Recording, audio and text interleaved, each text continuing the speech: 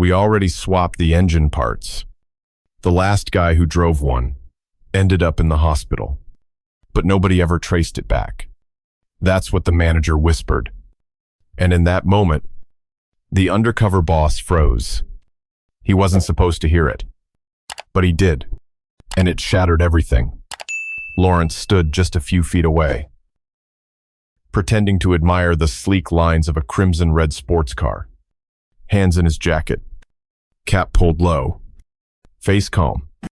But inside, something snapped, because he knew exactly who the last guy was. It was his son, his only son. And he didn't just end up in the hospital. He died. They had called it a tragic accident, said the brakes failed, said the engine overheated during a routine test drive. They'd said a lot of things, but Lawrence had always known, deep down, that something wasn't right. And now, he had proof. He shifted back, slowly, hiding behind a display car. The manager was still talking, still smiling. Next to him stood a man in dark sunglasses, wearing a leather jacket, carrying a folder, looking like trouble. A parts broker, a ghost from Lawrence's past. Move it quick, the manager said. We'll sell the real components on the side. As long as the VIN logs don't get flagged, we're golden. Lawrence didn't move. He couldn't. His heart was pounding. His breath caught in his throat. They were swapping out real engine parts, selling them illegally, and delivering cars with cheap, dangerous replacements to unsuspecting customers. And one of those customers had been his son. This wasn't a coincidence. This was a cover-up. And that whisper was a bullet to the soul. Lawrence clenched his fists in his pockets. They didn't recognize him, but he recognized everything. This wasn't going to be a polite confrontation, not a quiet conversation. This was going to be war, and it would start with the man who whispered that sentence. He hadn't always worn that old cap. Once, he wore Italian suits, custom cufflinks, a lapel pin with the company's logo, the company he built from scratch. Lawrence Grayson, founder, visionary, self-made millionaire, and once upon a time, a father, a proud one. He started with nothing, selling used cars in the back lot of a gas station. Then came the first dealership, then 5 more, then 20. He was the king of performance and precision. Every car signed off with his name. Every customer treated like royalty. But that was a lifetime ago. Everything changed. The day his son took one of the showroom's new sports cars for a test drive. A car Lawrence had proudly approved himself. A car he believed was flawless. But within minutes, his world shattered. The engine failed. The brakes gave out. The car slammed into a barrier at over 60 miles an hour. And his son was never the same. Paralyzed. Trapped in a bed for over a year. Until, finally, his heart gave out. Lawrence disappeared after the funeral.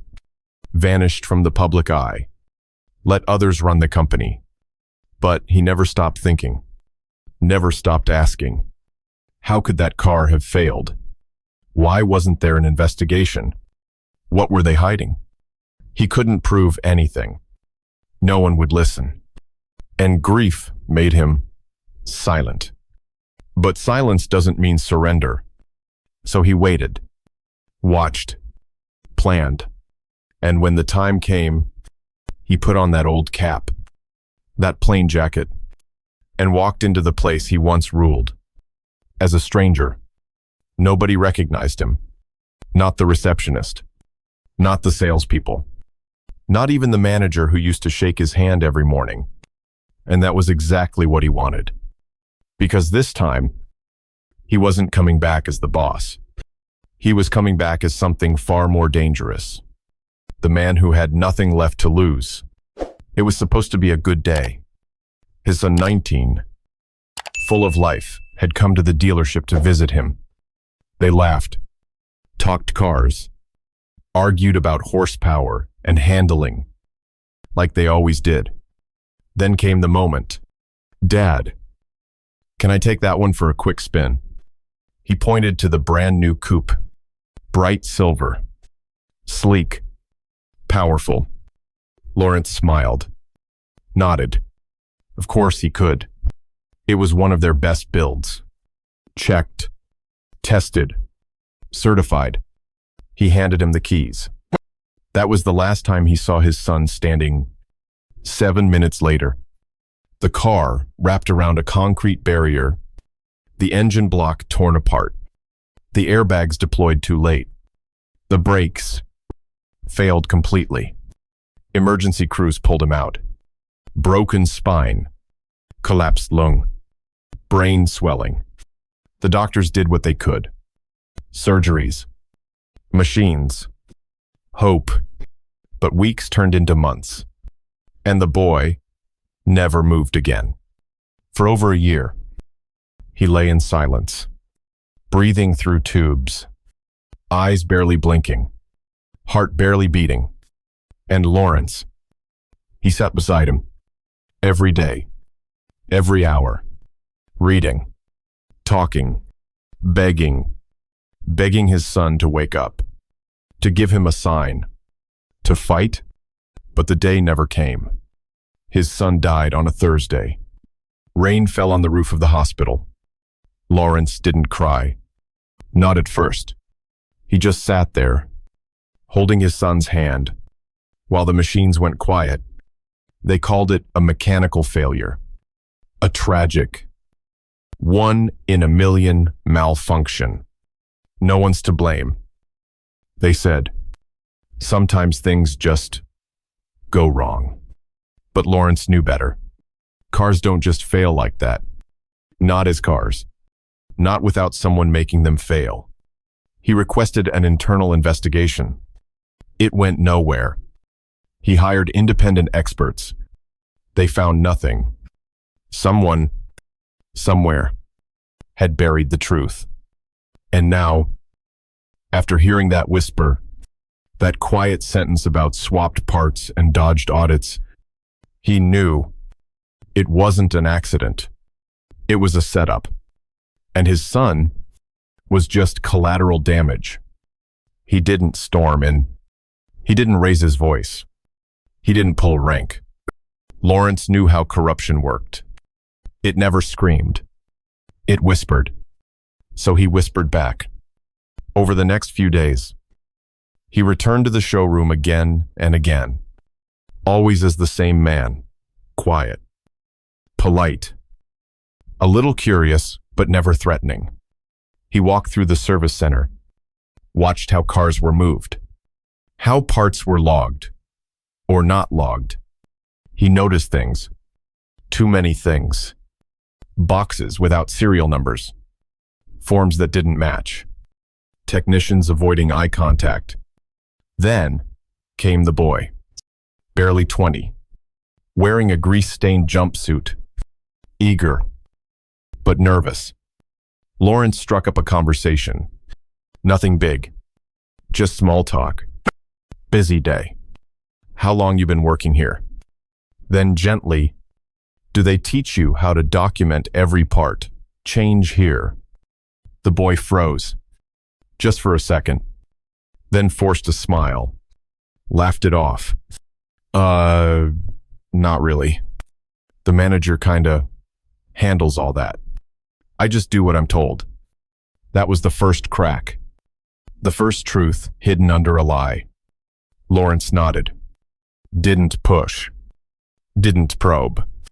He let the silence do the work. The kid looked away, then looked back, and said something strange. You know, there was this car last month. A recall model. I saw it in the service log. But it never came through the bay. Lawrence's heart skipped. He asked nothing more, just smiled, thanked the boy. But that night, he pulled up the digital inventory logs from his old credentials. Still active. Still unnoticed. And there it was. VIN 9847L. Flagged for recall. Marked as completed service. But the service center had no record of it. It vanished. Like it never existed. The cracks weren't just showing, they were spreading. And something rotten was just beneath the surface. He didn't follow the man right away.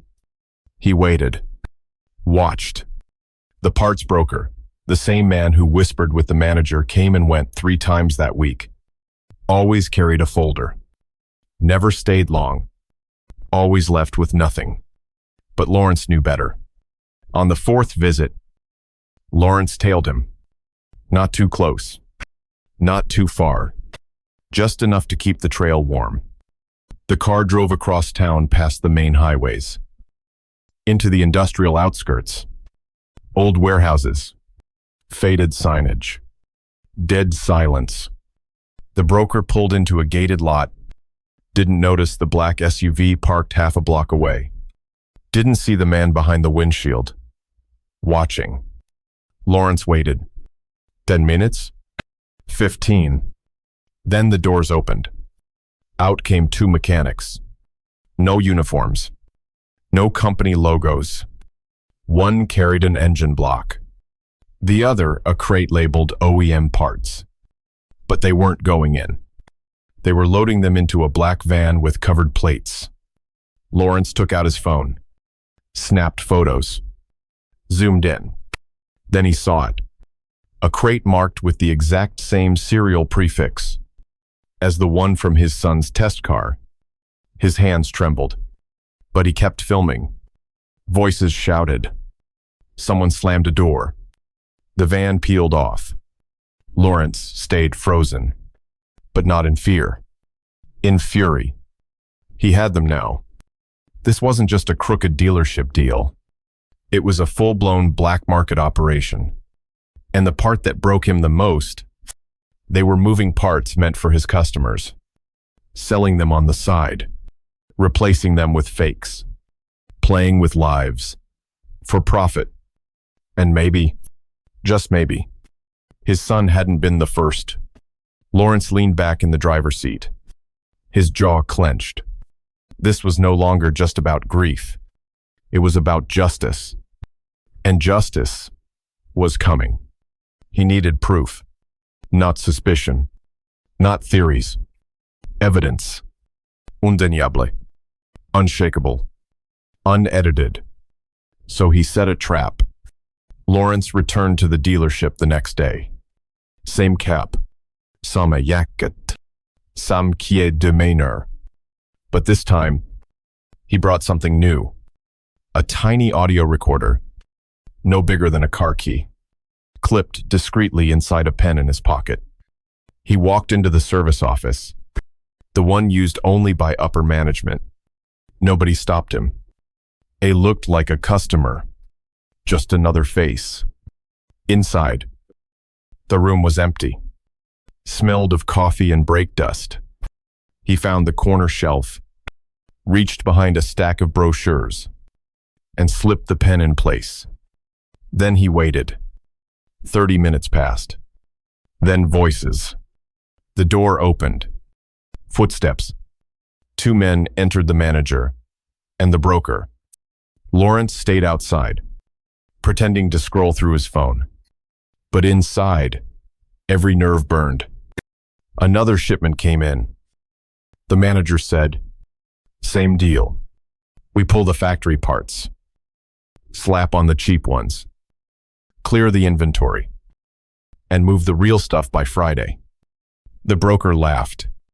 "Man, how long can we keep this up? Until someone smart enough starts asking the wrong questions."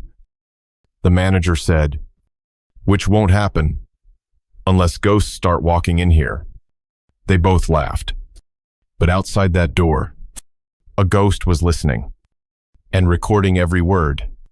20 minutes later, Lawrence returned to the shelf, picked up the pen, walked away. He didn't look back. That night, he played the recording on a loop.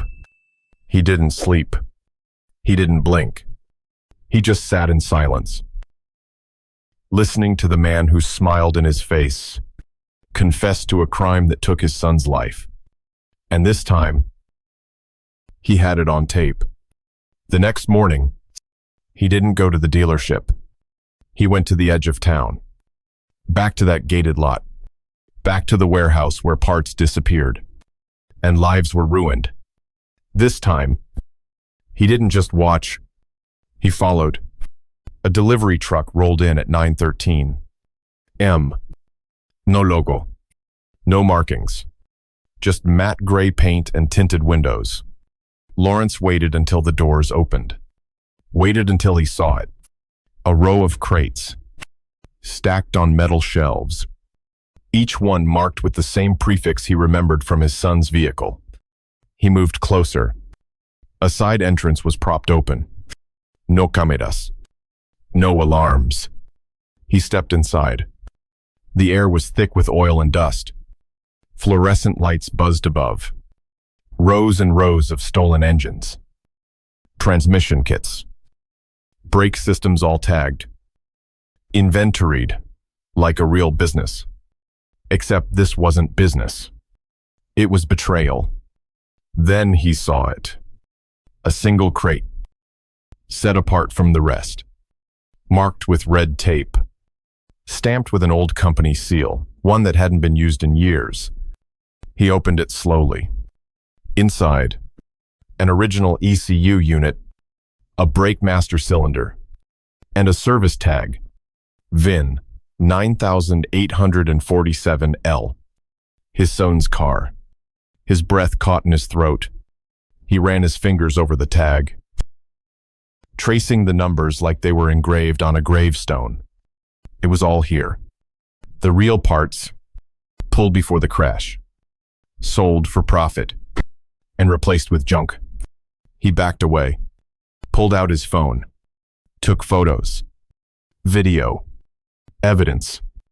Then he called the one person he never thought he'd need, the FBI. I have a warehouse. I have proof. And I know who's behind it. There was silence on the other end. Then, send us the location. We'll take it from here. Lawrence ended the call, closed his eyes. His hands were shaking, not from fear, but from something deeper. The truth was no longer buried.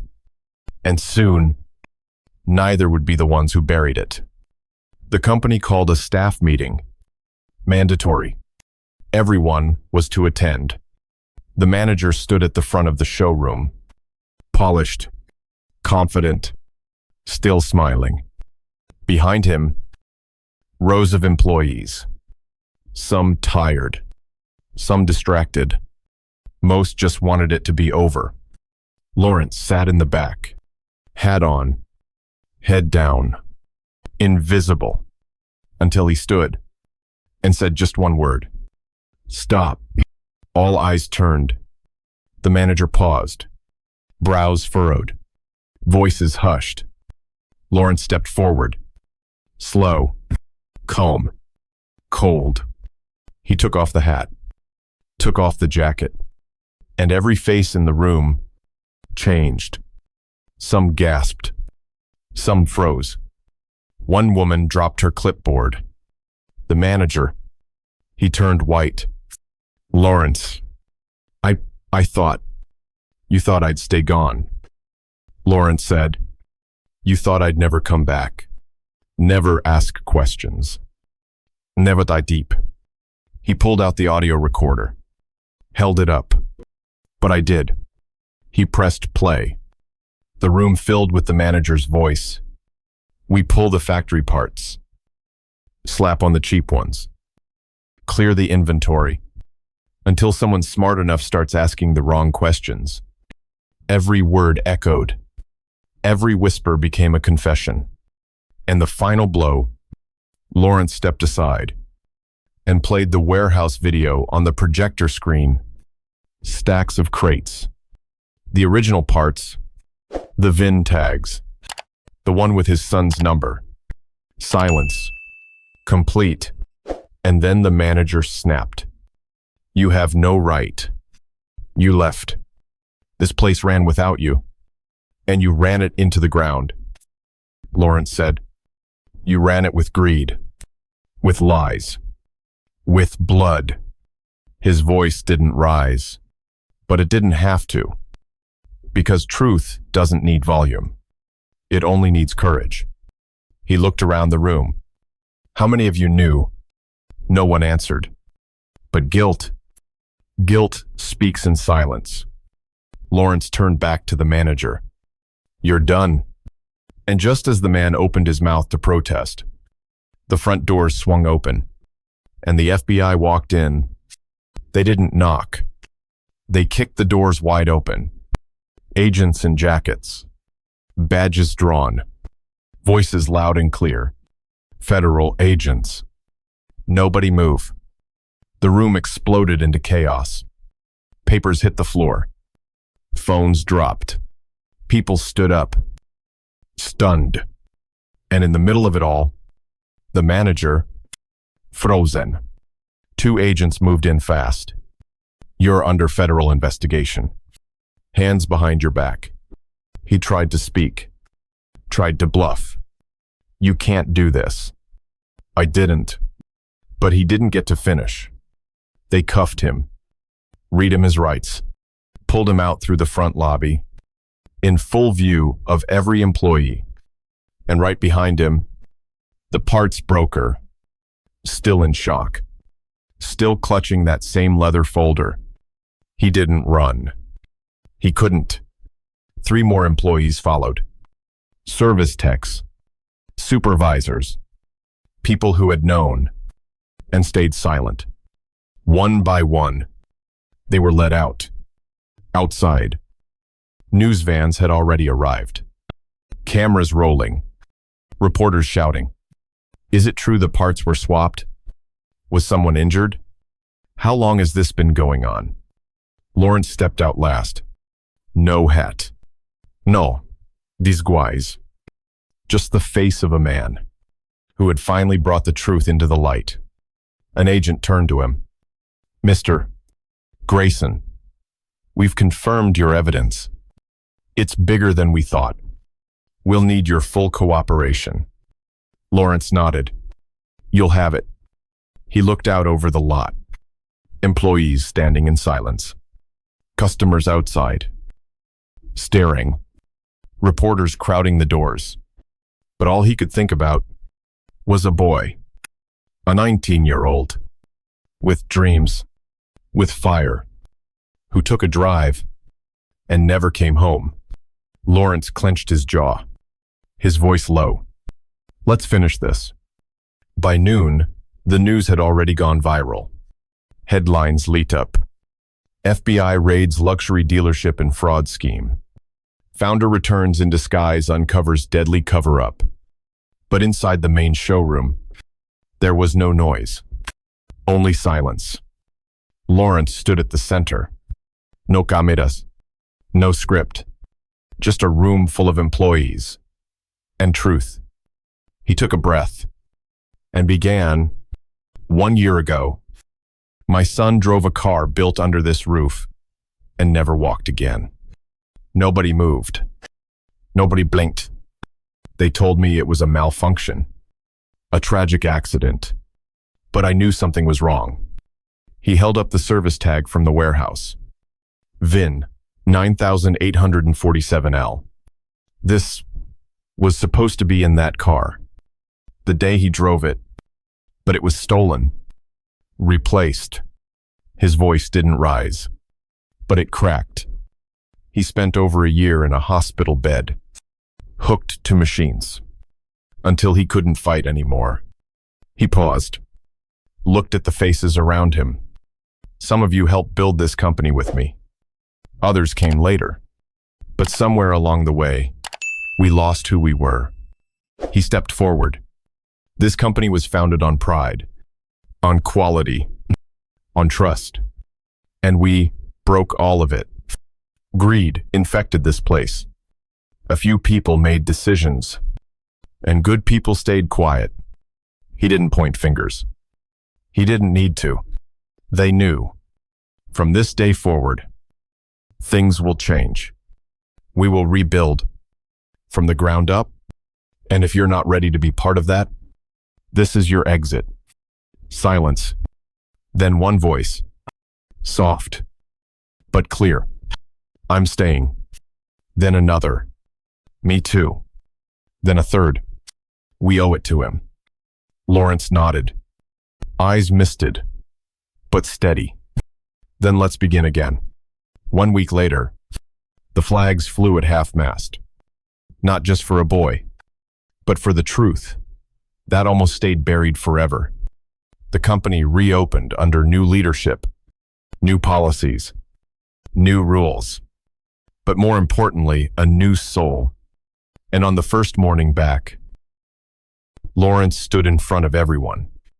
No suit, no tie, just a black shirt and a small silver badge on his chest.